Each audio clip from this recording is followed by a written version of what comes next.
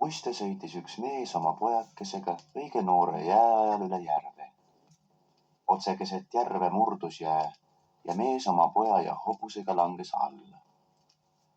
Kohe jää all tuli neile hall vanamees pahase näoga vastu ja ütles mehele: sina tulid meelega pealt maailmast siia ja sellepärast siia jäädki, kas tahad või ei.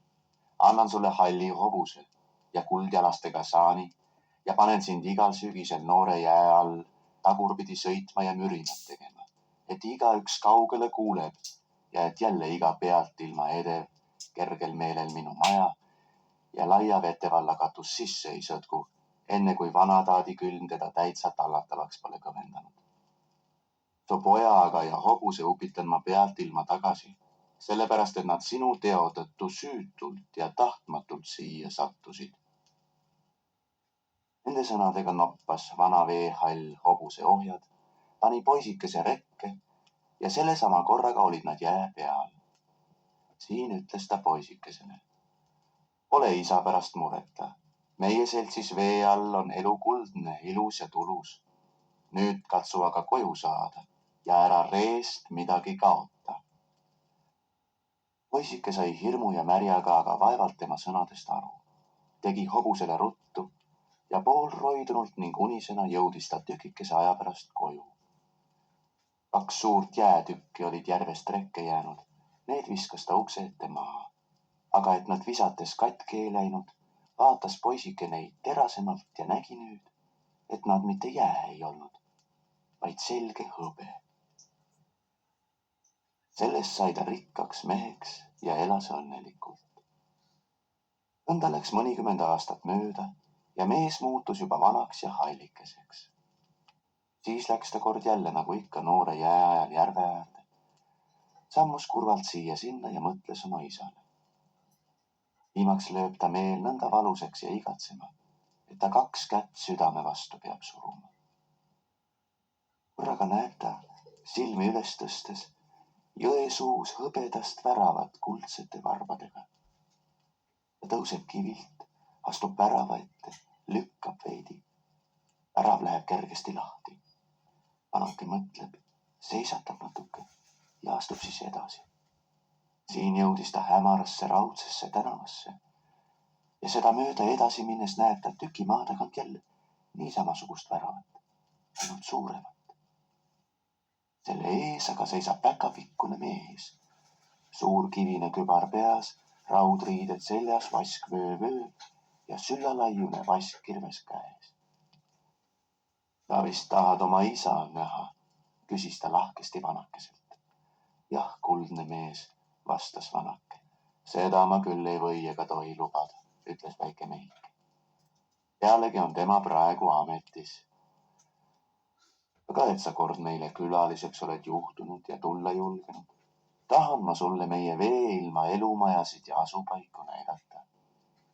Meie rahvas, pere ja perepidajad on kõik kodust ära ja sellepärast võime kohad ja kojad eksimata läbi käia. Seda üteldes puudutas ta sõrmega väravat, see läks lahti ja vanake ning tema saatja astusid suurde ja uhkesse klaashoonesse, mis aga sugugi nii pereta ei olnud, nagu päkapikumees oli ütelnud. Noori ja vanu mehi, naisi ja lapsi oli siin hoones hulgana ees, üks seal, teine teal, mõned käisid ja toimetasid, mõned jälle olid hulgakesi koos, kõneldes ja naljatades. Ilma et aga keegi sissetulejate poole oleks vaadanud, neid tähelegi pannud või sõnakese neile lausunud. Päkapikumees ja tema võõras, kui natuke olid seisatanud, sammusid edasi mööda määratud hoonet, mis ikka heledamaks ja toredamaks muutus. Kõik majariistad olid puhtast kullast ja hõbedast, kõrge lagi helendavast klaasist ja põrand puhtast vasest. Ja mida kaugemale nad läksid, seda uhkemalt hiilgas ja kiirgas neile igalt poolt vastu, ilma et ta otsa oleks ulatanud silmama.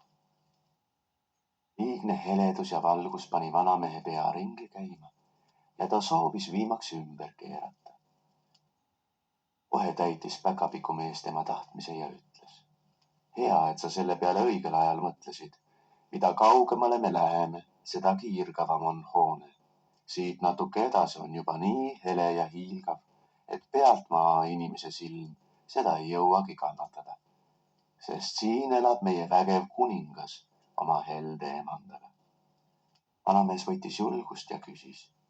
Sa ütled pere ja perepidajad kodust ära olevat, aga kes siis need on, kes siin eespool kojas liiguvad ja elupäevi peavad? Kas need teie pere ei olegi? Pooliti on, aga ei ole siiski, vastas päkapikumees ja silmitses rahvast. Need on, kui ma nüüd sulle tohin ütelda, pealt maailma inimesed, kes meie koju on korjanud. Üks seekord, teine kord. Neil on siin elu hea küll. Oma vanasse maailma tagasi ei ole keegi tahtnud. Ega neid lastekski. Sest kes meie koduhooneisse korra kaldub, see siia peab ka jääma. Kas mina ka? Küsis vanake kohkudes.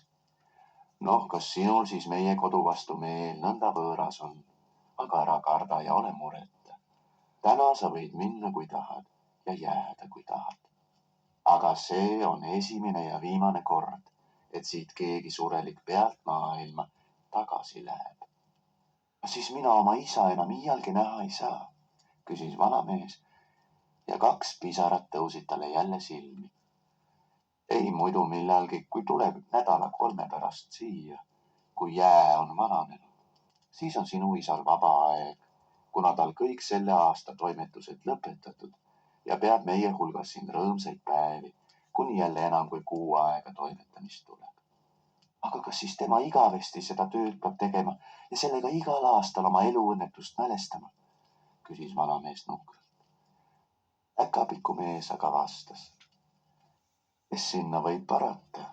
Seni ta seda toimetust siin täidab, kuni jälle mõni kergemeelne pealt maailmast juhtub meie koja noort talvekatust rikkuma ja ise läbi jää langema. Siis on endine noore jääsõitja sest asjast vaba ja uue kätte tuleb tegemine.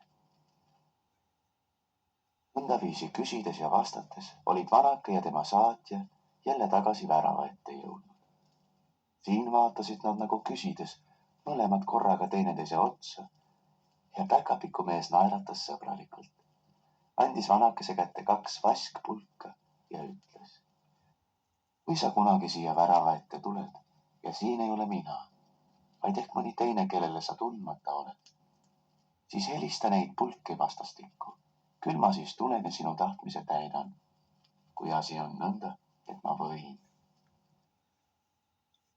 Sellega laskis ta võõra esiti suurest väravast läbi, saatis teda ka Raudtänavast läbi väiksema värava juurde, avama värava juurde, avama värava juurde, avama värava juurde ja vanamees seisis jälle Jõesuu kõrval järve ääres nagu pilvist kukkunud.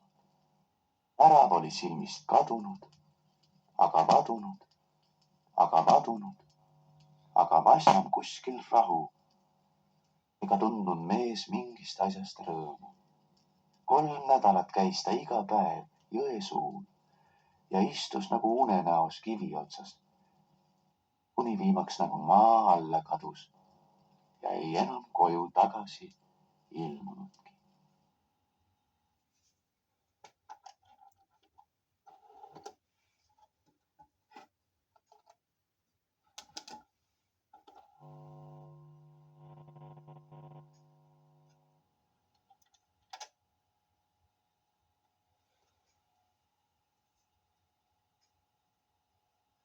Vaene tütarlaps läks laupäeva õhtul sauna. Vihtles ja pesi vanakesi, mis eest talle mitukümmend korda aituma anti. Et ta nüüd teisi nii palju aitas, ei saanud ta ise enne lavale minna, kui kõik saunalised läinud olid. Kui ta parajasti laval vihtles, kuulis ta korraga väljas sauna läve ees kilinat ja kõlinat, nagu oleks mitu saksa tõlda ukse ees peatunud. Tütarlaps pani ruttu särgi selga ja vaatas läbi ukseprao välja. Väljas seisis uhke kuldtõld 4 musta täkuga. Hobustel olid kuld ja hõbeehted ümber. Liigutasid nad pead, siis kilisesid ja kõlisesid ehted nagu pulmahobustel. Kõllast astus välja aga vanapagan oma ema ja 3 pojaga. Tütarlaps tegi ruttu ristikese sauna lävele ja jooksis ise lavale. Vanapagan astus lävele, ei tohtinud aga sisse tulla, sest ristike oli ees. Ütles siis väljast. Tule nüüd välja, tütreke, lähme ära. Ei ole riideid, ei saa minna, vastas vaeslaps. Küll lasen kodunt riided tuua, ütle tütreke, mis sulle tarvis, meelitas vanapagan. Hiir aga õpetas vaeslast saunanurgast.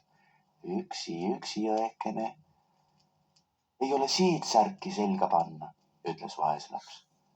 Vanapagana naine küsis poegade käest. Kes teist kõige usinam? Esimene poeg vastas. Mina kui tuul, teine vastas. Mina kui vesi, kolmas aga vastas. Mina siin ja seal. Kolmandat poega käskis vanapagan koju särgi järele lipata ja ütles. Jookse poega, jõua poega, heida jalga enese pärast. Naise saad sa nalja pärast, too kodust siidisärki. Poeg oli ka silmapilk kadunud. Natukese aja pärast oli mees jälle tagasi ning siidisärk käes. Säh, tütreke siidisärk, lähme nüüd, meelitas vanapagan jälle. Ei või tulla, ei ole kuldkörti ümber panna, ütles vaeslaps. Vanapagan jälle. Jookse poega, jõua poega, heida jalga enese pärast, naise saad sa nalja pärast, too kodust kuldakörti. Poiss oli kui tuul kodus. Kuldkört käes. Säh, tütreke, kuldkört, lähme nüüd. Üksi õekene, laulis hiir jälle. Ei või tulla, ei ole kirjut vööd vööle panna, vastas vaeslaps. Vanapagan aga pojale. Jookse poega, jõua poega, heida jalga enese pärast, naise saad sa nalja pärast, too kodust kirju vöö. Poeg pühkis minema kui tuul. Oli jälle kui tuul, kuldvööga tagasi. Säh, tütreke, kuldvöö, lähme nüüd minema, meelitas vanapagan. Vaeslaps aga vastas jälle. Ei ole kingi jalga panna. Toodi ruttu kingad. Ei tulnudki vaeslaps välja, vaid laskis ikka nagu hiir õpetas ühe ehte teise järel tuua. Seni aga sai öö juba poole ligidale. Nüüd oli ka vaeslapsel ka kõik ehted käes. Astus saunast välja, uhkes riides nagu kuningatütar, läikis kuupaistel nagu kuld ja hõbe. Astu nüüd tõlda, tütreke, meelitas vanapagan jälle. Vaeslaps vastas. Kuhu ma istun? Tõld on tühi. Vanapagan vastu. Sees on siidisuled, sees on padjad paremad. Ei ole ma harjunud siidisulil ja pehmel padjul istuma. Tooge heinu tõlla põhja. Vanapagan pojale. Jookse poega, jõua poega, heida jalga enese pärast. Naise saad sa nalja pärast, jookse üle Riia koiva, seal on ilma vööta kuiv. Poeg pühkis minema kui tuul ja oli kui tuul jälle tagasi. Aga sel samal silmapilgul laulis kukk ja vanapagan ühes naise ja poegadega, ühes tõlla ja hobustega olid kui maa alla kadunud. Vaeslaps oli üksi oma kuld ja hõbe täis sauna lävele seisma jäänud. Kui talutütar teisel päeval vaeslapse rikkust nägi, ei jätnud ta teda enne rahule, kui sai teada, kust vaeslaps selle rikkuse saanud. Järgmisel laupäeva õhtul jäi nüüd talutütar ise meelega pärast vihtlejaid üksi sauna. Ei kestnud ka kaua, seal kilisesid ja kõlisesid tõld ja hobused jälle saunalävel. Vanapagan saunalävelt meelitama. Tule välja, tütrekene, lähme ära. Talutütar vastu. Ei ole riideid selga panna. Küll lasen kodunt riided tuua. Ütle, tütreke, mis on tarvis. Üksi õeke, laulis hiir nurgast. Mis sa, mudakokk, seal pirised, pea suu kinni, ütles talutütar hiirele ja hakkas siis vanapaganale ette lugema.